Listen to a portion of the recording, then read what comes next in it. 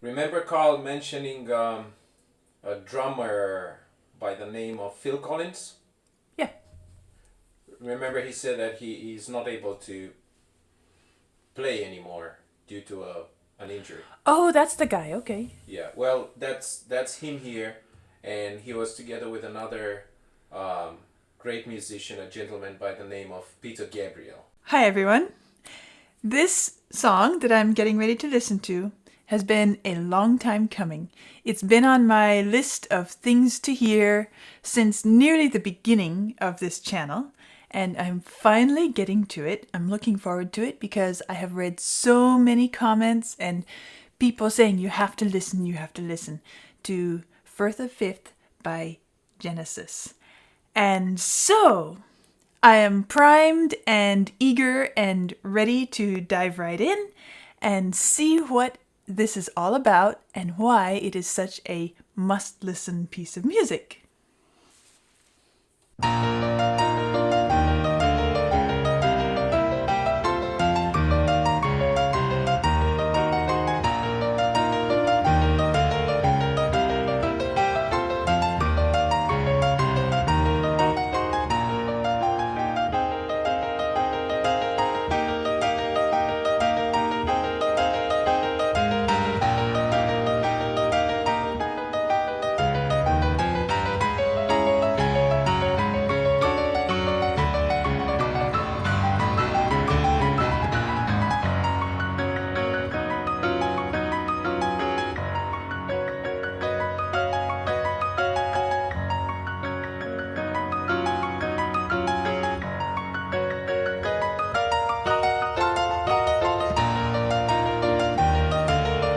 I love the energy of this rhythmic setup here.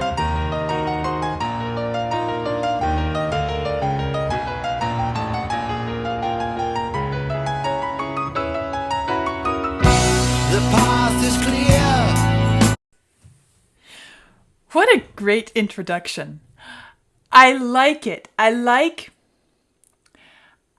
the power of the piano.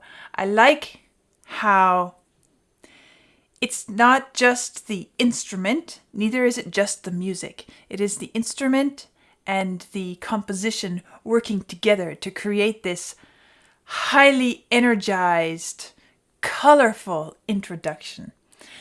Interesting chord progressions, harmonies, scales, and everything happening as well. It has a very modern feel to it, but at the same time, modern in a nice way. By that, I mean, I don't feel like I'm sitting here listening to yet another attempt at replicating Mozart. I am listening to something that takes all of the history of the piano and puts something together that has this modern energy to it. It has the power of the chord of the octaves in the bass, and there are some places where the chords are, kind of shifting at odd times, odd moments, and of course the right hand has this ya da da da da da da da, which never quite settles in a particular rhythm, but it all works together to create this incredibly vibrant energy. And I liked that. There was a hint of a slowdown as we reached the end, and I could feel that at that point we were getting ready for a shift, a change, something's coming. That's what the music let me feel in that moment. And it was great. It was really great. So I was curious also to see whether there would be any other instrument adding in for the introduction, and there wasn't. It was purely piano all the way through the intro section until the verse. And it was that verse, the entrance of the verse, which was our arrival point, what the intro was leading up to all along. And it was a really nice setup. I enjoyed it. It felt good. It was very rewarding to hear all the way up to that point, and then suddenly everything comes crashing in together. I loved it. So I'm going to back up just a little bit so I can hear the entrance of that verse and see how the verse goes.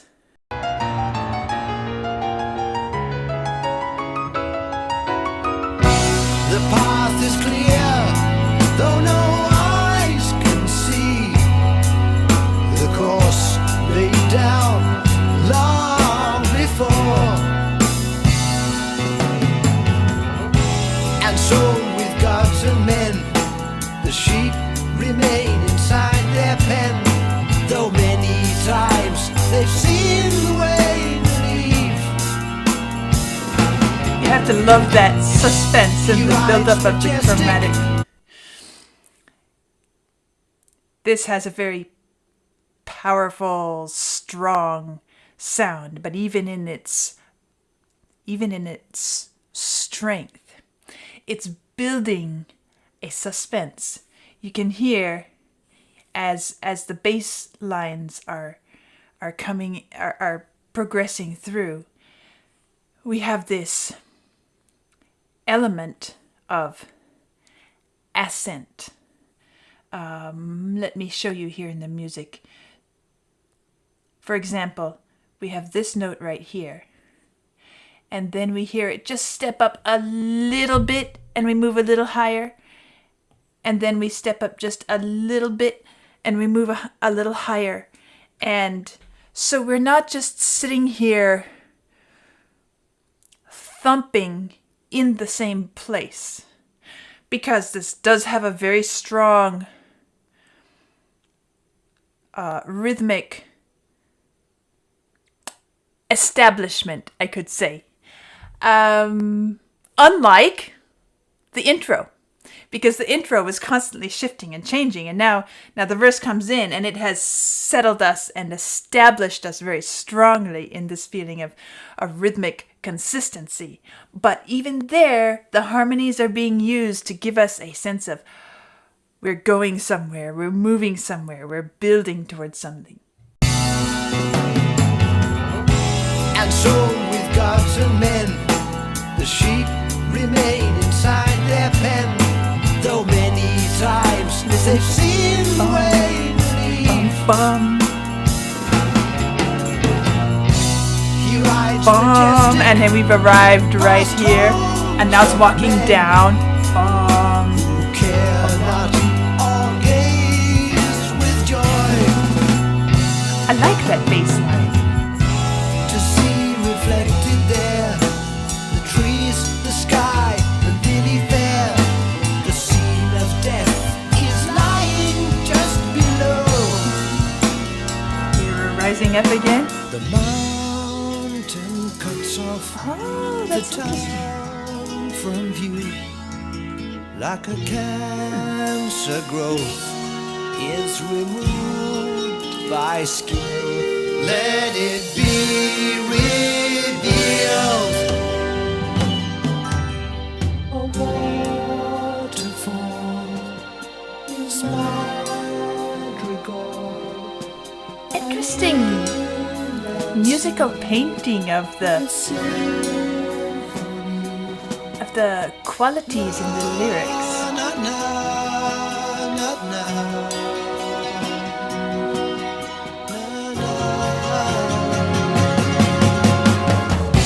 Undying old songs. I liked that interlude section a lot. I liked the shift in texture and style and quality of the music. It suddenly began to sound very delicate, almost fragile in some of the parts, and fresh, like kind of the early spring when the snow is melting and the water is dripping off of everything and you see the little snowdrops coming up, or the crocus, depending on where you're living, and it gives a very natural feeling to it. It feels like a piece of music that is designed to paint the imagery of the natural world, which is really lovely because I'm also following the lyrics here, and it's talking about the mountain cuts off the town from view, and then it went into the waterfall, which was suddenly very smooth and flowing. I like it. I would like to listen to that section again a little bit. So I'm going to back up and we'll start at the interlude here. The mountain cuts off the town from view, like a cancer growth is removed. It's kind of growing by skill. Let it be revealed. A waterfall. You notice how it had this sort of driving towards the focal point of let it be revealed, and that was an exclamation, a statement. That's what we were driving towards, and then suddenly we pulled back again, and it's a waterfall now.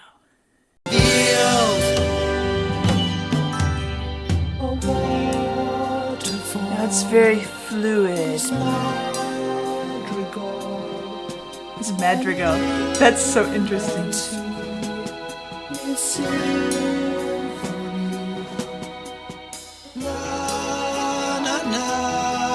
It's building again.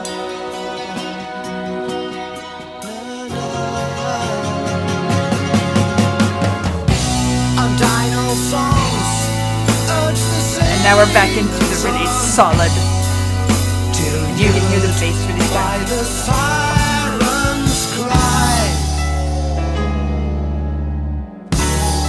Ooh, listen to that piano there.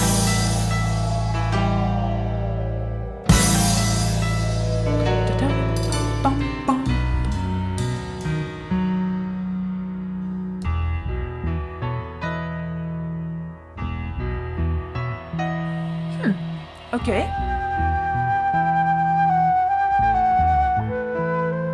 Here's the flute voice. Oh, isn't that interesting?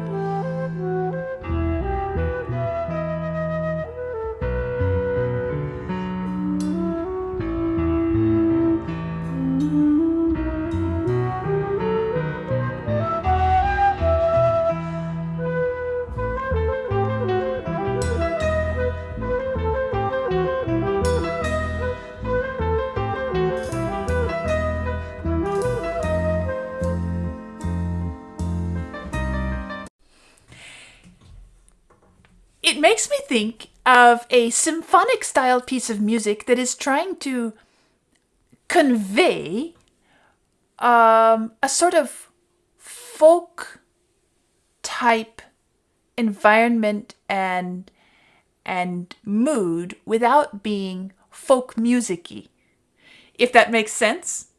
You hear little hints of something that could be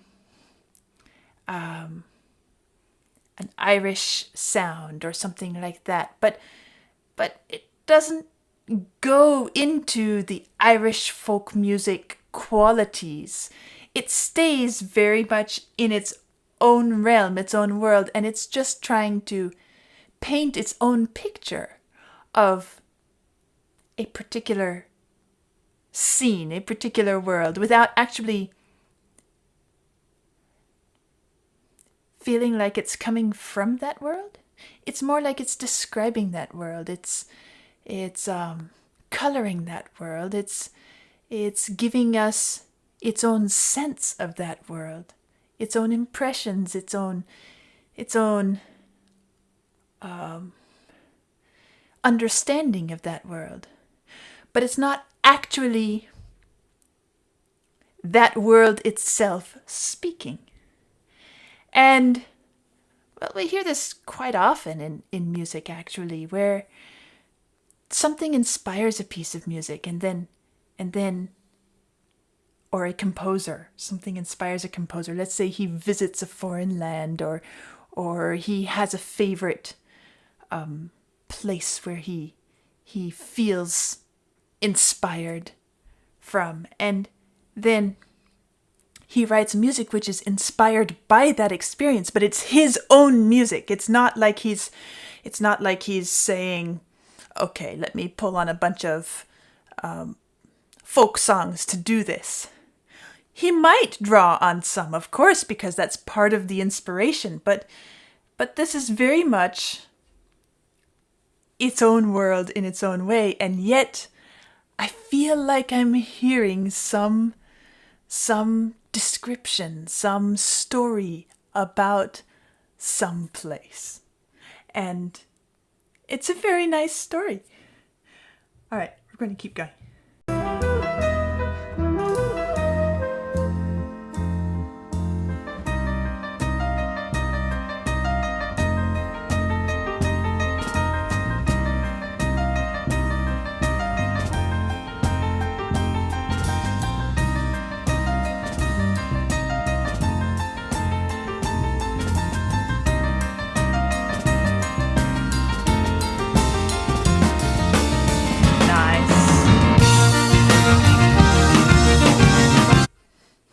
And the other thing that I'm enjoying about this piece of music, and I haven't really mentioned it a lot, but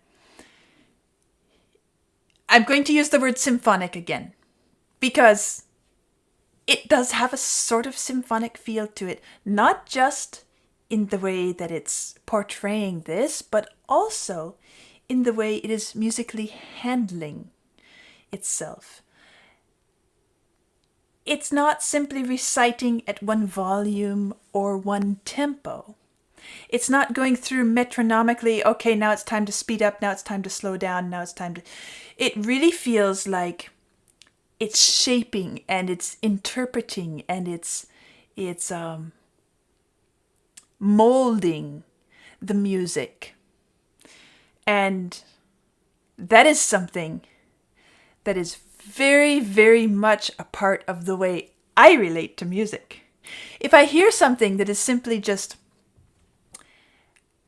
kind of played all at mostly one volume, or, you know, it's all very loud or whatever, it doesn't have the subtleties that I'm looking for. And this one has, this music here has subtlety and depth of interpretation.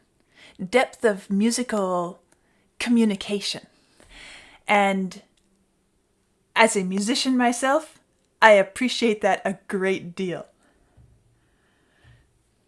So here we are now at the keyboard theme, and maybe I should back up just a little bit because we had a great lead up to that point. All right, here we go.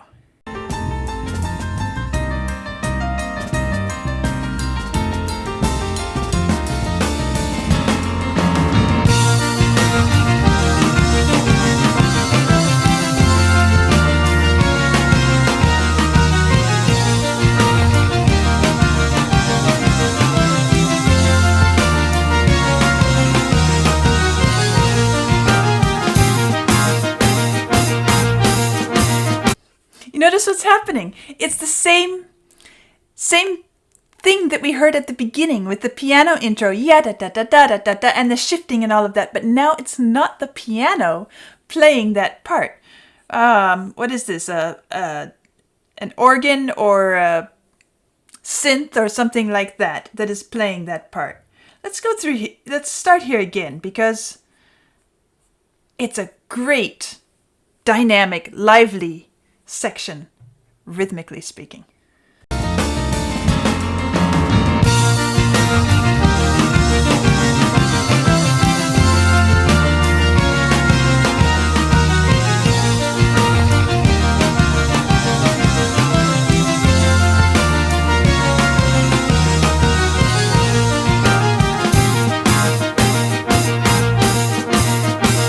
It's almost brassy sounding there.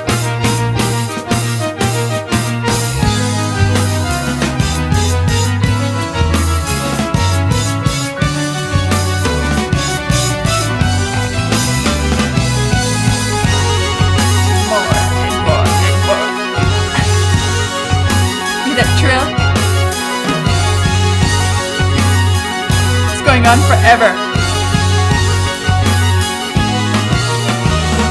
And here.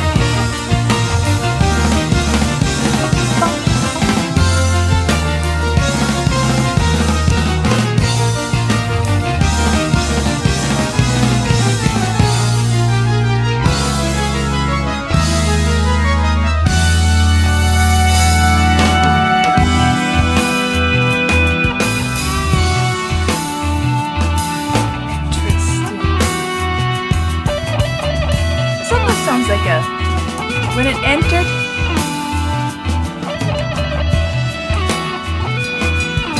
kind of like a saxophone. Cross between saxophone and clarinet.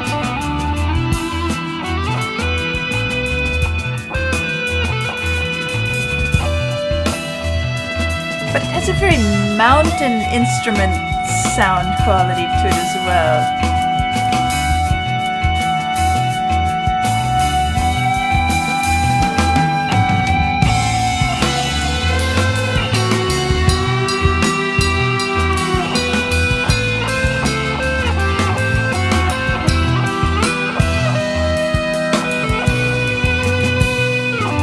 Heard a bit of that.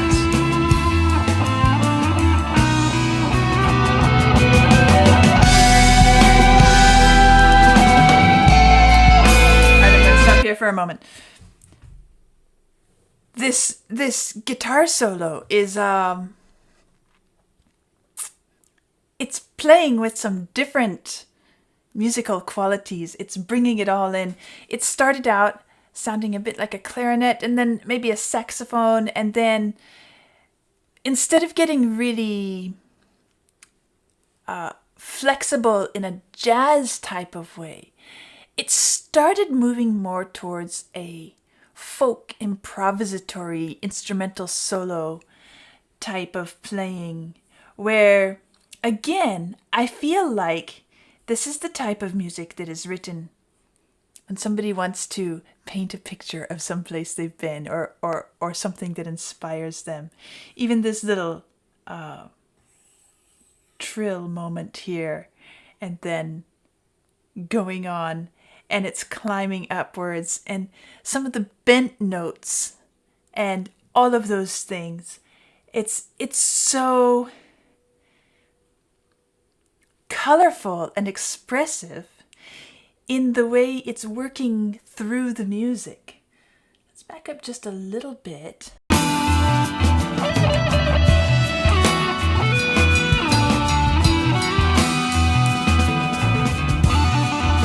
There's the trill. And it's climbing up now. And now we're on this long note that goes on more. And it starts to bend higher. Here we go. Even higher. And then back down. You feel how it's really painting the contour of the mountains or something. Ah, yes, and this. Da bum bum bum bum bum bum bum. This part we heard earlier in the song. And now in the guitar solo, it's bringing it back around to work it into its own little musical statement, musical picture, painting. But at the same time, it's recalling something from what we heard earlier in the music. And that is a nice way of linking different parts without having to just simply repeat different sections. Before I go on, let me just say that if you want to support my journey, you can check out my Ko-fi and Patreon pages, where I also add extra material and things like that. I'm also running a course on music theory, so you can learn how to understand and relate to music kind of like the way I do. It only is designed to start from perfect beginners on upwards. So, having said that, let's continue here and see what happens next.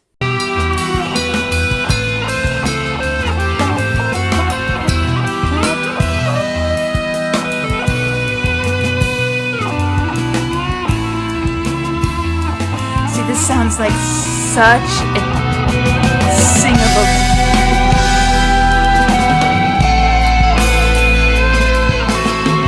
Beautiful line. Here it is again.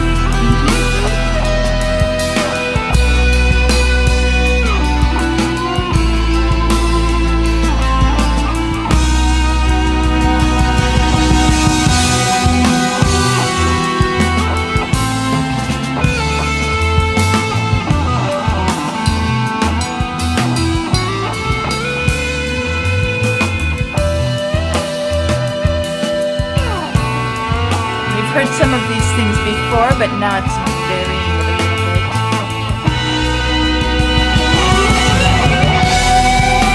That's a nice scale running up.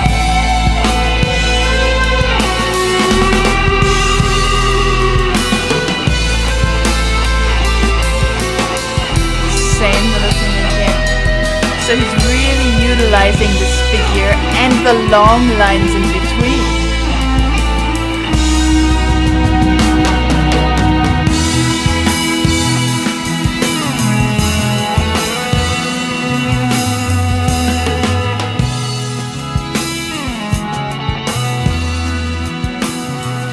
Nice little echo there. Wrapping up, coming down more calmly here.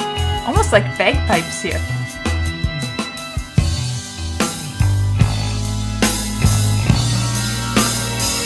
Now we hear this bass stepping in again. Now as the river dissolves in sea, so Neptune. Don't you love that? Don't you love the way we had this wonderful, incredibly beautiful melodic line being sung by the guitar? And I am intentionally choosing the word sung because it truly sounded like a voice singing. Very expressive, very lyrical. I could imagine it being played by a violin, by a cello, by a singer. It was absolutely gorgeous, and I enjoyed that whole guitar solo section. And those of you who've been watching my journey know how it has taken me a good deal of time, and I wouldn't even say I'm fully arrived yet, but to actually appreciate what happens when an electric guitar takes center stage. And I find it personally very satisfying that I enjoyed that so much. Now, coming out of that into this next verse, we got this sense of broadening, like the whole music expanded. And we have a term and a concept in classical music of exactly that. And we call it allargando. It's the Italian term to mean becoming more broad.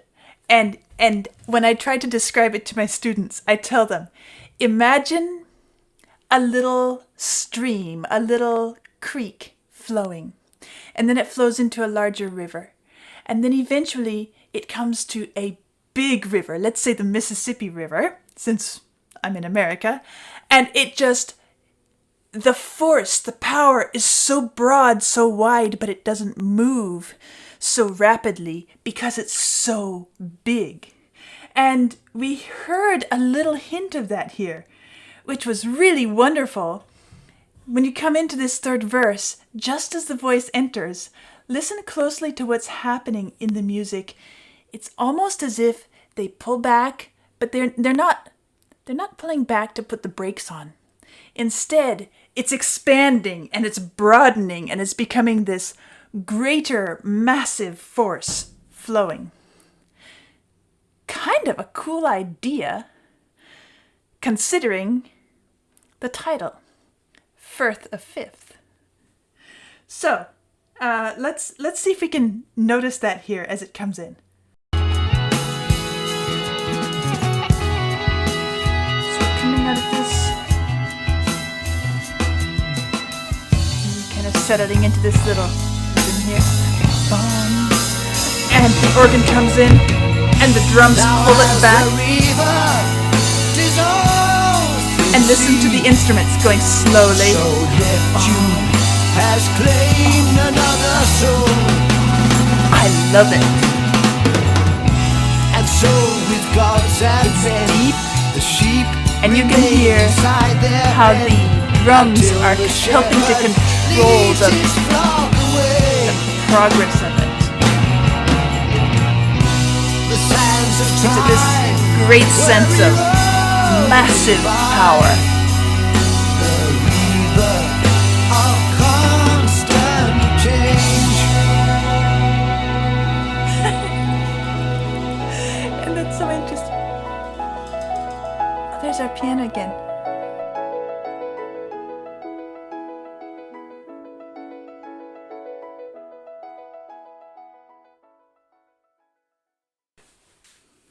What a nice listening experience. I truly enjoyed it. And I am going to do an in-depth to this piece of music and maybe expand on some of the ideas that I ran across in this first listen. And when I have that completed, you will see it, and I encourage you to watch it and see.